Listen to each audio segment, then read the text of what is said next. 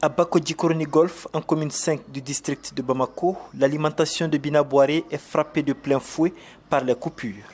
Le groupe électrogène qu'il utilise comme alternative pour éviter les pertes commence à peser sur ses finances. Nous souffrons beaucoup de cette coupure qui nous cause des dégâts. Nous faisons recours au groupe électrogène pour dépanner. Mais s'il faut y mettre 15 000 francs CFA de carburant par jour, cela nous occasionne des pertes énormes. La ministre de l'Énergie, pour expliquer les raisons de ces coupures, a pointé un doigt accusateur vers les travailleurs de la Société Énergie du Mali. Toute chose qui révolte davantage Bina Boiré.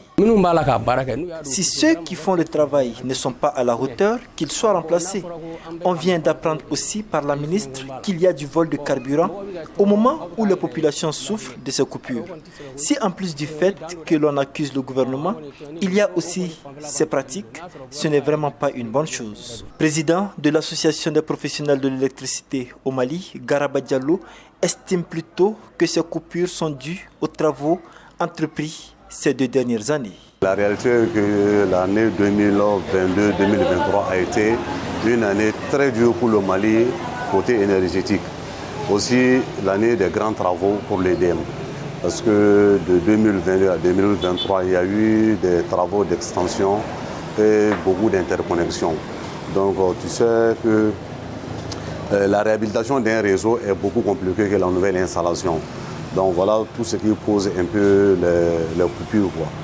Lors de son assemblée générale, tenue ce jour pour rassurer les travailleurs, le syndicat a accusé la ministre d'être allée vite en besogne. Il faut s'informer pour ensuite parler de certains problèmes. Ça c'est mieux. Elle-même a dit, et puis ses propos qui est déjà parti. Et elle dit encore que les investigations continuent.